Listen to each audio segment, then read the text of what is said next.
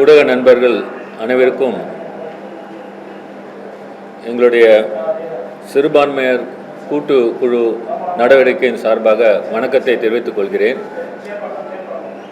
வெளிநாட்டு பங்களிப்பு திருத்த மசோதா 2026 பாராளுமன்றத்தில் கடந்த மார்ச் மாதம் 2026 வருடத்தில் மசோதா பாராளுமன்றத்தில் ஒன்றிய அரசு தாக்கல் செய்தது. இந்த வெளிநாட்டு நிதி பங்களிப்பு சட்ட திருத்த மசோதா 2026 ஒரு கொடூரமான மசோதா. முதல்ல அந்த மசோதாவை பற்றி நான் சொல்ல விரும்புகிறேன். அந்த மசோதாவில் ஏற்கனவே 2010 போடப்பட்ட அந்த சட்டத்தில் ஒரு பல திருத்தத்தை கொண்டு வருகிறார்கள். அந்த திருத்தத்தில் என்ன முக்கியமான அம்சம் என்னவென்றால், FCRA லைசன்ஸ் என்று கேள்விப்பட்டிருப்பீர்கள். இந்த FCRA லைசன்ஸில் வெளிநாட்டிலிருந்து நிதி உதவி பெறும் நிறுவனங்கள் இந்த லைசன்ஸை ஒன்றிய அரசிடம் பெறுவார்கள். இந்த சட்டத்தின் மூலமாக கொடுக்கப்படும். அந்த லைசன்ஸை வைத்திருப்பவர்கள் மட்டும்தான் வெளிநாட்டில் அவர்கள் சில ஆர்கனைசேஷன் மூலமாக அந்த பணம் இந்தியாவில் இருக்கும் இந்த நிறுவனங்களுக்கு கிடைக்கும். அது அந்த FCRA லைசன்ஸ் இல்லாதவர்கள் பணம் பெற்றால் அது ஒரு சட்டப்படி குற்றமாகும். இந்த FCRA லைசன்ஸ் அதை வைத்து பல நிறுவனங்கள் பெரும்பாலும் பார்த்தீங்கன்னா ஒரு ஹெல்த் சைடில் இப்போ CMC வெள்ளூர் எடுத்துங்க, கிறிஸ்டியன் மெடிக்கல் காலேஜ் வெள்ளூர், அவங்க அந்த வெளிநாட்டு பங்களிப்பு அந்த மூலமாக மருத்துவமனைகள் கட்டியிருப்பார்கள். அதே போல் இந்தியாவில் பல்வேறு மாவட்டங்கள் பார்த்தீங்கன்னா கல்வி நிறுவனங்கள், அதே போல் பள்ளிகள், அப்புறம் அதே போல் ஏஜ்டு ஹோம்ஸ், அதே போல் மனநலை காப்பகங்கள், இதெல்லாம் பார்த்தீங்கன்னா இந்த வெளிநாட்டு பங்களிப்பு சட்டம் மூலமாக நிதி உதவி பெற்று இந்த FCRA லைசன்ஸ் மூலமாக இவர்கள் கட்டியிருப்பார்கள், இயங்கிக் கொண்டிருக்கின்றனர், இப்பவும் இயங்கிக் கொண்டிருக்கின்றனர். இதை தவிர இந்தியாவில் பார்த்தீங்கன்னா தேவாலயங்கள், பல தேவாலயங்கள், அதே போல மசூதிகள், அதுக்கு ஏற்றாற் போல பார்த்தீங்கன்னா இந்த ஜெயின்ஸ் அவங்களுடைய டெம்பிள், இதெல்லாம் ஒரு நிதி உதவி பெற்று அபிவிருத்தி செய்திருப்பார்கள். முழுமையாக அந்த சொத்துக்களை அவங்க வாங்கியிருக்க மாட்டாங்க, இல்லை அதை மொத்த நிதியை வைத்துக்கொண்டு அதை டெவலப் பண்ணியிருக்க மாட்டாங்க. ஆனால் ஏதாவது ஒரு தருவாயில் ஒரு நிதி பெற்று அவர்கள் அந்த சொத்தில் அந்த இன்வெஸ்ட் பண்ணியிருப்பாங்க. இப்போ இந்த திருத்த மசோதா என்ன சொல்கிறது என்றால், இந்த FCRA லைசன்ஸ் ரினியூ பண்ணலைன்னா, இல்லை FCRA லைசன்ஸ் கேன்சல் ஆயிடுச்சுன்னா, இல்லை FCRA லைசன்ஸ் ரிஜெக்ட் பண்ணா, அந்த சொத்துக்கள் முழுவதும் ஒன்றிய அரசுக்கு டெசிக்னேட்டட் அத்தாரிட்டி என்ற ஒரு அமைப்பு போய் சேர்ந்துவிடும் மறுகணமே. இப்போ இந்த மசோதா பாராளுமன்றத்தில் தாக்கல் செய்யப்பட்ட மசோதா, இது 2 அவையிலும் அது பாஸ் பண்ணிட்டாங்கன்னா, அது ஜனாதிபதி ஒப்புதல் பெற்றுவிட்டால் சட்டமாக அடுத்த கணமே இந்தியாவில் உள்ள பல நிறுவனங்களின் சொத்துக்கள் எல்லாமே ஒன்றிய அரசுக்கு போய்விடும். அது பெரும்பாலும் பார்த்தீங்கன்னா கிறிஸ்துவர்கள், இஸ்லாமியர்கள், ஜெயினிசர்கள், இவர்களுடைய சொத்துக்கள் எல்லாமே போய்விடும். இந்த மாதிரி ஒரு கொடூரமான மசோதாவை கொண்டு வருவதற்கு முன்னாடி இந்த ஒன்றிய அரசு எப்படி செயல்பட்டு கொண்டிருக்கிறது என்பதை நீங்கள் கவனிக்க வேண்டும். அதாவது கடந்த காலங்களில் கிட்டத்தட்ட 20,700 FCRA லைசன்ஸை கேன்சல் பண்ணிட்டாங்க. 20,700 FCRA லைசன்ஸ் கேன்சல் பண்ணிட்டாங்க. அதனால அந்த 20,700 உடைய அமைப்புகளுடைய சொத்துக்கள் எல்லாம் வந்து இன்னைக்கு ஒரு பெரிய டேஞ்சரஸ் சிச்சுவேஷன்ல இருக்கிறது. அதே போல FCRA லைசன்ஸ் கொடுக்கப்பட்டு நேற்று முன்தினம் கூட நீங்க பார்த்திருப்பீங்க, ஒரு நோட்டிபிகேஷன் மூலமாக ரூல்ஸ் ஃப்ரேம் பண்ணியிருக்காங்க. அந்த ரூல்ஸ்ல வந்து நிறைய புது கண்டிஷன்ஸ்லாம் சொல்லியிருக்காங்க. அது பிறகு நான் வரேன். இது போன்ற இந்த கண்டிஷன்ஸ்லாம் வந்து பின்பற்றவில்லை என்றால் இருக்கிற FCRA லைசன்ஸ் கூட கேன்சல் ஆகிவிடும். அவர்கள் ரினியூ செய்ய மாட்டார்கள். அது ஒவ்வொரு வருடமும் அந்த ரினியூவல் செய்து வர வேண்டும். இப்போது ரினியூவல் ஆகவிடால் ரினியூவல் பண்ணலன்னா அவங்க இந்த மசோதா பிரகாரம் இது சட்டமாகிவிட்டால் அந்த சொத்துக்கள் எல்லாமே இந்த டெசிக்னேட்டட் அத்தாரிட்டி என்ற ஒரு அமைப்புக்கு போய் சேர்ந்துவிடும், ஒன்றிய அரசுடைய அமைப்புக்கு போய் சேர்ந்துவிடும். அடுத்தது இந்த சொத்துக்கள் அவர்களுக்கு வெஸ்ட் ஆகிவிட்டால், இதை வெஸ்டிங்னு சொல்றாங்க, ஒன்று சிசேஷன் சொல்றாங்க, அதாவது இந்த லைசன்ஸ்லாம் முடிஞ்சு போச்சுன்னா ரினியூவல் ஆகலைன்னா அந்த சொத்துக்களுக்கும் அந்த ஆர்கனைசேஷனுக்கும் எந்தவித கனெக்ஷனும் இல்லாமல் செசேஷன் ஆயிடுது. அடுத்தது என்ன சொல்றாங்கன்னா டெசிக்னேட்டட் அத்தாரிட்டி, இப்போ உங்களுக்கு சொன்ன ஒரு அமைப்பை உருவாக்கி இந்த சொத்துக்கள்லாம் அடுத்த நிமிஷம் அவங்களுக்கு போய் சேர்ந்துடும். அடுத்தது இந்த டெசிக்னேட்டட் அத்தாரிட்டி என்ன பவர் கொடுத்துருக்காங்கன்னா அவர் இந்த சொத்துக்களை விற்றுவிடலாம். இந்த சொத்துக்கள் அவருக்கு போய் சேரும் பொழுது அவர் அந்த நிறுவனத்துக்கு எந்த ஒரு நோட்டீஸும் கொடுக்க தேவையில்லை.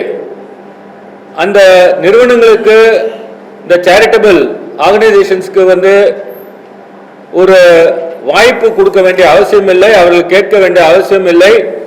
நீதிமன்றத்தை பற்றியும் இந்த மசோதாவில் எதுவும் சொல்லவில்லை. ஒரு மேல்முறையீடு பற்றி கூட இந்த மசோதாவில் சொல்லவில்லை. ஒரு தவறான முறையில் இந்த லைசன்ஸை வந்து கேன்சல் பண்ணா நீங்க ஏதாவது ஒரு அப்பலேட் அத்தாரிட்டி அவர்கள் வந்து இதற்கு வந்து ஒரு பவர் கொடுத்துருக்கணும். ஆனா அந்த மசோதாவில் அப்பலேட் அத்தாரிட்டி பற்றி சொல்லவில்லை. ஆகவே நீங்க வந்து இதை எதிர்த்து நீங்க நீதிமன்றத்துக்கு தான் செல்ல வேண்டும். இந்த சொத்துக்கள் நீதிமன்றத்துக்கு செல்வதற்கு முன்பு எல்லாமே டெசிக்னேட்டட் அத்தாரிட்டிக்கு போய் சேர்ந்துவிடும். அது மட்டும் இல்லை, அந்த டெசிக்னேட்டட் அத்தாரிட்டி அவர் நினைத்தால் இந்த சொத்துக்களை விற்றுவிடலாம். விற்றுவிட்டு அந்த பணத்தை கன்சாலிடேட்டட் ஃபண்ட் ஆஃப் இந்தியாவில் சேர்த்து விடலாம். இல்லை இந்த சொத்துக்களை வேற டிபார்ட்மெண்ட்டுக்கு அவங்க டிரான்ஸ்ஃபர் பண்ணலாம்.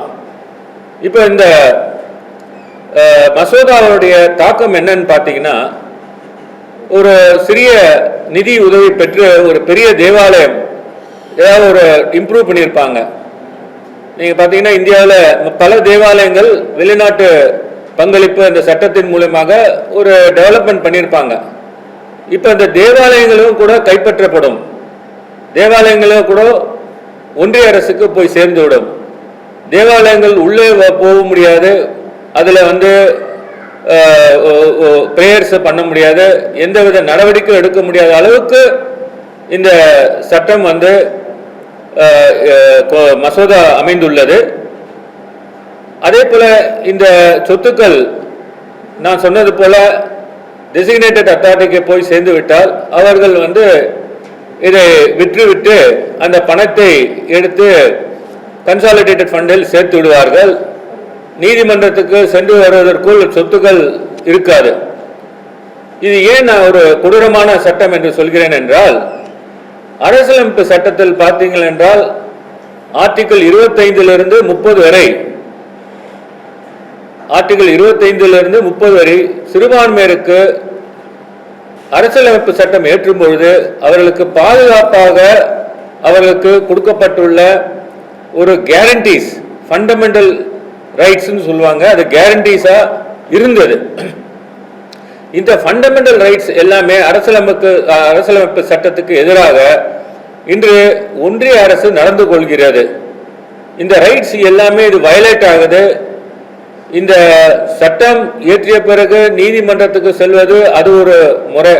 ஆனா ஒரு அரசியலமைப்பு சட்டத்துக்கு எதிராக இப்படி ஒரு மசோதாவை கொண்டு வருவதுதான் இந்த இந்தியாவில் உள்ள அத்தனை சிறுபான்மையினரும் சேர்ந்து கொண்டு இந்த சிறுபான்மையினர் கூட்டு நடவடிக்கை குழுவை நாங்கள் அமைத்தோம். இது கடந்த ஏப்ரல் 2026 இந்த சிறுபான்மையினர் கூட்டுக்குழு நடவடிக்கை joint action forum on minorities அமைக்கப்பட்டு எல்லா சிறுபான்மையினரும் இஸ்லாமியர்கள் உள்பட இந்த கூட்டுக்குழு நடவடிக்கைகள் உறுப்பினர்களாக இருக்கிறார்கள். அவ்வப்பொழுது நாங்கள் புதுடெல்லியில் மட்டுமல்லாமல் வேறு பல மாநிலங்களில் இதை பற்றி ஆலோசனை நடத்தி வந்தோம். பல கூட்டங்கள் நடத்தி வந்திருக்கிறோம். இப்பொழுது இந்த கொண்டு வர இந்த திருத்த சட்ட மசோதா, வெளிநாட்டு பங்களிப்பு திருத்த சட்ட மசோதா 2026 எதிர்த்து இந்தியாவில் உள்ள அத்தனை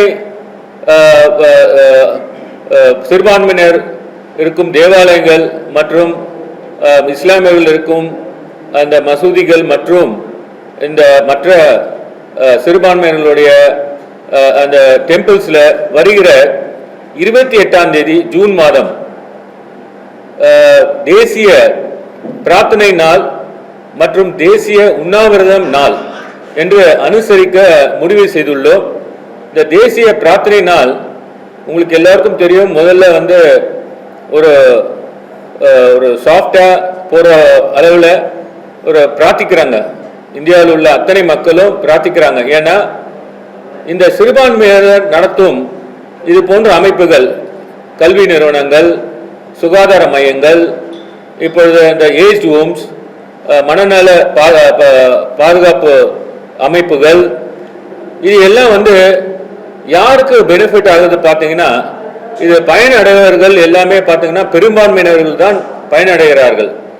சிறுபான்மையினர் என்று சொன்னாலும் பயனாளிகள் யார் என்று பார்த்தீங்கன்னா பெரும்பான்மையினர். இன்று கல்வி இந்தியாவில் ஆரம்ப தொடக்க கல்வியிலிருந்து கல்லூரி வரை, அதே போல உங்களுக்கு மற்ற எஜுகேஷனல் ஃபேக்கல்ட்டியில் எல்லாமே இன்னைக்கு சிறப்பாக இருக்கிறது என்றனால் அதோட பல வருடத்துக்கு முன்னாடி எஸ்டாப்ளிஷ் செய்யப்பட்ட இந்த நிறுவனங்கள் பெரும்பாலும் பார்த்தீங்கன்னா இது ஒரு மைனாரிட்டி எஜுகேஷனல் இன்ஸ்டிடியூஷன்ஸாக இருக்கும்.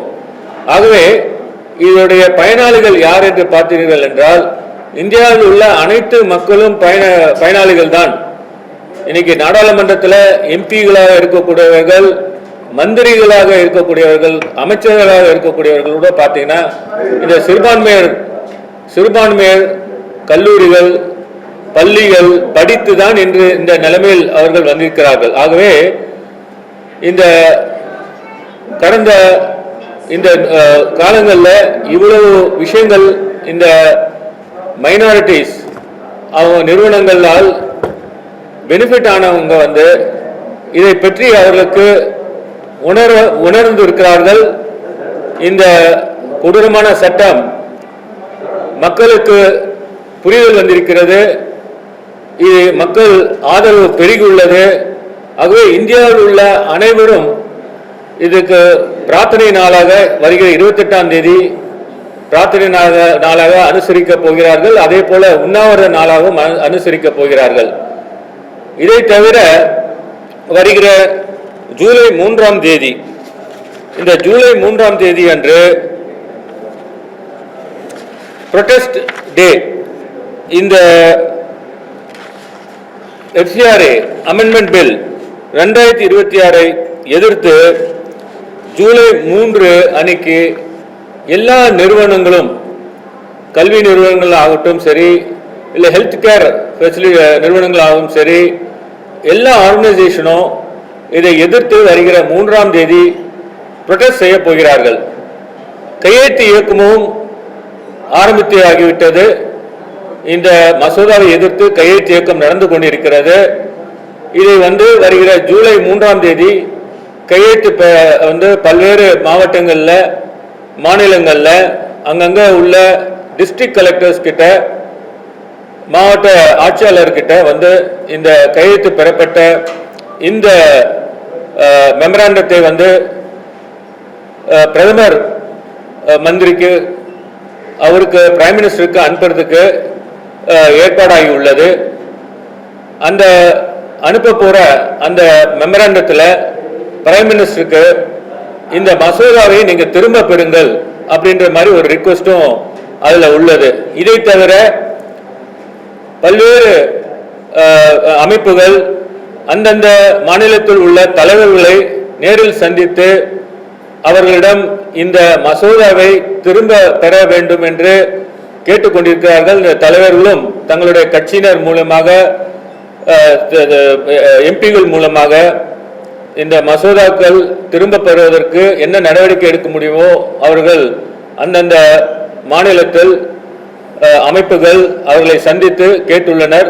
தமிழ்நாட்டில் பொறுத்தமட்டில் எங்களுடைய மாண்புமிகு தலைவர் அவர்களை சந்தித்து கடந்த ஏப்ரல் 19ஆம் தேதி இந்த மசோதாவை பற்றி கூறினோம். அவரும் அதுக்கு நடவடிக்கை எடுப்பதாக எங்களுக்கு உறுதி அளித்துள்ளார். ஆகவே இதை பார்த்தீங்கன்னா மதங்களை கடந்து கட்சிகளை கடந்து இது பெரும்பான்மையினரை பாதிக்கக்கூடிய இந்த மசோதா, அதுவும் ஒருத்தருடைய சொத்துக்களை கொள்ளையடிக்கிற போல இந்த மசோதா அமைந்துள்ளது. நீங்க எஃப்சிஆர்ஏ லைசன்ஸ் இருந்த காலத்தில் கொண்டு வரப்பட்ட அந்த பணத்தில் இருந்து ஒரு சின்ன அமௌண்ட்டு ஒரு பெரிய இடத்துல டெவலப் பண்ணியிருப்பாங்க. அதுக்காக மொத்த சொத்தையும் அவர்கள் எடுப்பது, அதுவும் ப்ராப்பரா லைசன்ஸ் இருந்த காலத்தில் உருவாக்கப்பட்ட அந்த சொத்துக்களை எடுப்பது, இது அரசியலமைப்பு சட்டத்துக்கு எதிரானதாகும். இது ப்ராப்பர்ட்டி ரைட்ஸ் கூட சொல்லுவாங்க. நீங்க ஒரு காம்பன்சேஷன் கொடுக்கணும். ஒரு நிலம் எடுக்கிறாங்க, ரோடு போறதுக்காக காம்பன்சேஷன் கொடுப்பாங்க. அது கூட கிடையாது இந்த சட்டத்தில். அந்த சொத்துக்கள் தானாகவே ஒன்றிய அரசுக்கு போய் சேர்ந்து விடும் என்று அந்த மாதிரி சொல்லியிருக்கார்கள். நிச்சயமாக இது சிறுபான்மையரை தாக்கும் சட்டம் கிடையாது, பெரும்பான்மையை தாக்கும் சட்டம். இப்பொழுது இந்த சட்டம் வந்துவிட்டால் என்ன ஆவது? இப்ப தேவாலயங்கள் மூடப்படும், அதே போல கல்லூரிகள் ஒன்றிய அரசு எடுத்துக்கொள்ளும், அதே போல மனநல காப்பங்கள் ஒன்றிய அரசு எடுத்துக்கொள்ளும். இப்ப யார் நடத்துறது? இதை ஹாஸ்பிட்டல்ஸ்லாம் யார் நடத்துறது? நான் ஒரு எக்ஸாம்பிள் சிஎம்சி வெள்ளூர் சொன்னேன். அதே போல ஒரு வெள்ளூர் சிஎம்சி வெள்ளூர் போன்ற அமைப்புகள் நிறைய இந்தியாவில் இருக்கின்றனர். இப்ப இதெல்லாம் எப்படி ஒன்றிய அரசு நடத்தும்? இந்த சட்டத்தில் அதை பற்றி ஒன்றும் கூறவில்லை. மக்கள் பாதிக்கப்பட போகிறார்கள் மக்கள் தான். இப்ப 20,700 இந்த அமைப்புகள் இவங்க கேன்சல் செய்ததால் மனநிலை காப்பங்கள் அவர்களாம் இப்ப கைவிடப்பட்டு அவர்கள் பாதிக்கப்பட்டு உள்ளனர். அதே போல ஒரு ரோடு போறதுல இருந்து நீங்க பார்த்திருப்பீங்க, பழங்குடியினர் அந்த இடத்துல நார்த் ஈஸ்டர்ன் ஸ்டேட்ஸ்ல எல்லாம் பாத்தீங்கன்னா இன்னைக்கு மெஜாரிட்டி மிஷினரிஸ் தான் அவங்க உதவி பண்ணிட்டு இருக்காங்க. அவங்களுக்கு ரோடு போட்டு கொடுக்கறதுல இருந்து, சுகாதாரத்துல இருந்து, கல்வியில இருந்து எல்லாமே வேலை வாய்ப்புகள் உள்பட இதனால அவர்களுக்கு அமைத்து கொடுத்திருக்கிறார்கள். இப்போ இந்த நிறுவனங்கள்லாம் மூடப்பட்டால் வேலை வாய்ப்பு, வேலையில் இருப்பவர்களுக்கு வாய்ப்பு இல்லாமல் போய்விடும். இதை நம்பியுள்ள பயனாளிகள் மொத்தமும் பாதிக்கப்படுவார்கள். ஆகவே நாங்கள் சொன்ன இந்த 2 நாட்கள் 28ஆம் தேதி ஜூன் தேசிய பிரார்த்தனை மற்றும் உண்ணாவிரத நாளாகவும், ஜூலை 3ஆம் தேதி அது ஒரு ப்ரொடெஸ்ட் டேவாகவும் நடக்கப் போகிறது என்பதை உங்களுக்கு தெரிவித்துக் கொள்கிறேன். ஏதாவது கேள்வி இருக்கா?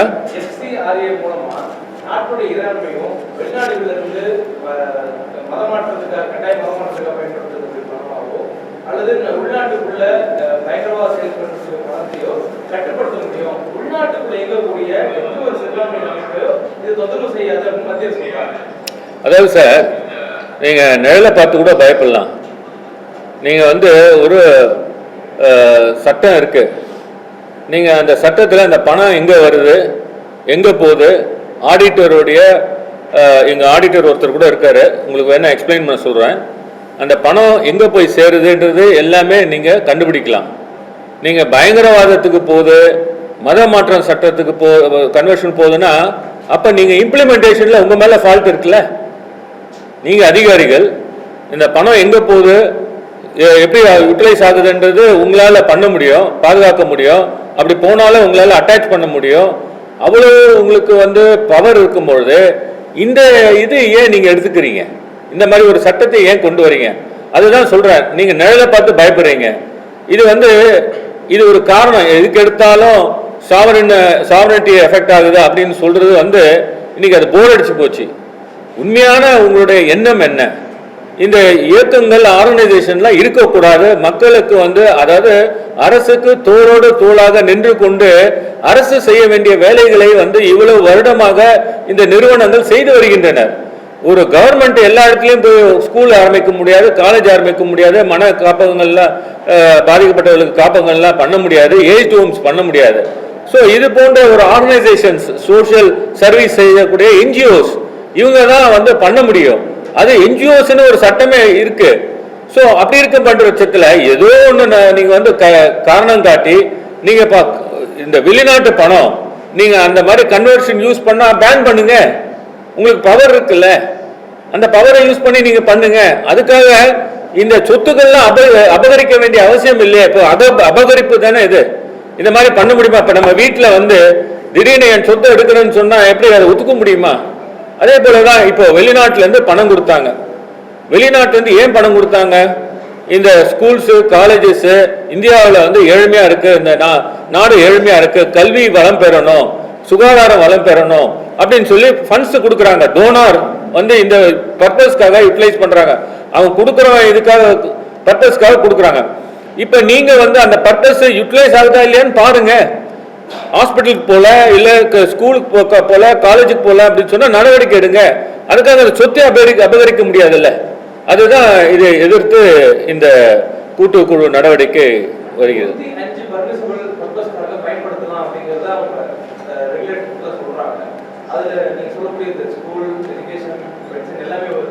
அப்படி இருக்கும்போது எந்த ஒரு கல்வி நிறுவனங்களோ இதனால பாதிக்கப்பட போறதில்லை. அவங்க எப்படி டெவலப் பண்ண போறாங்க, அவங்களுடைய ரெகுலாரிட்டிஸ் அவங்க ஃபாலோ பண்றதுக்கு இது ஒரு ரெகுலேட்டரியா தான் இருக்கும் போது யாரையும் அச்சுறுத்தல் இருக்குல்ல. இது வீணா மத்திய அரசு சொல்லக்கூடிய பழி அப்படிங்கிறதையும் மத்திய அரசு சட்டத்தின் மூலமா சொல்றாங்க. அதான் சார் 105 வந்து என்னைக்கு போட்டாங்க? முந்தா நாள் தான் போட்டாங்க. அது வந்து நீங்க நல்லா படிச்சீங்களா எனக்கு தெரியல. அது வந்து ஏற்கனவே உள்ள சட்டம். நான் பேசுவது வரப்போகிற சட்டம். நான் பேசுறது மசோதா பற்றி தான் பேசுகிறேன். ஏற்கனவே உள்ள சட்டம். நீங்க கரெக்டா சொல்லிட்டீங்க. ஏற்கனவே உள்ள சட்டம் உங்களால பண்ண முடியுது இல்ல, அப்புறம் ஏன் இந்த மசோதா? இப்போ உங்க கேள்வியே ஏன் இந்த மசோதா தான் நீங்க கேட்குறீங்க. நன்றி.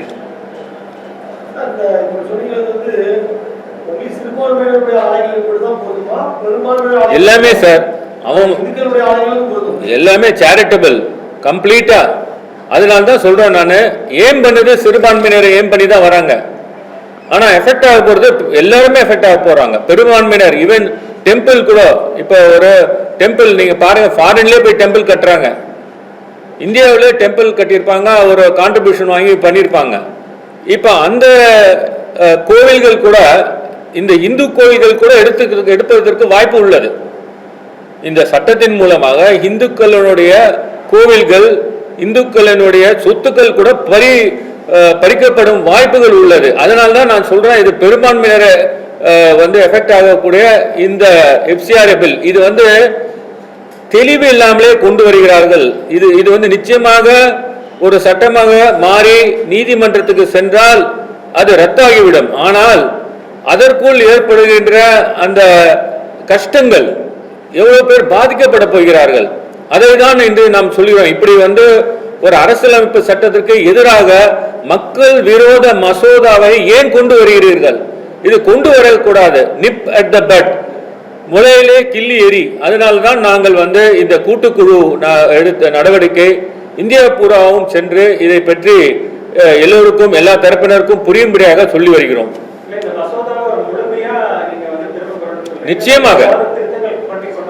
நிச்சயமாக இது திருத்தங்கள் செய்யக்கூடிய கிளாஸே இல்லை.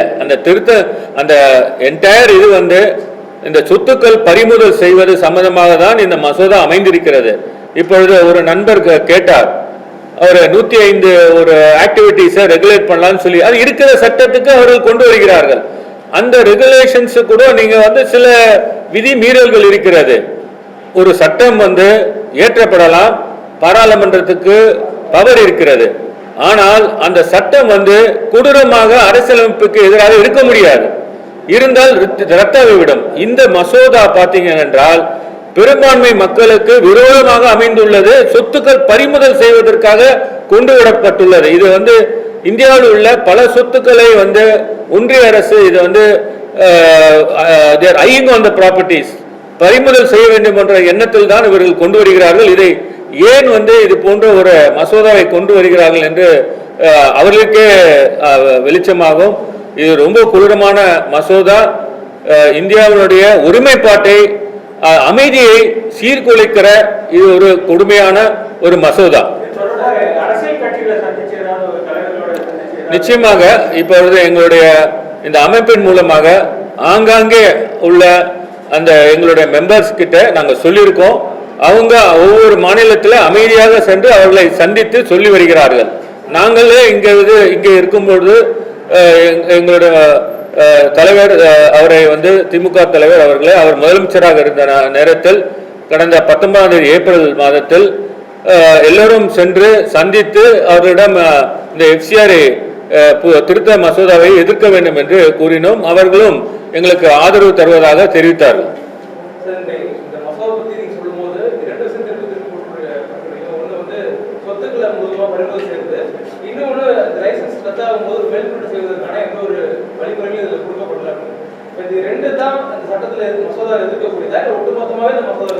மசோதாவே அதுதான் சொத்துக்களை பறிமுதல்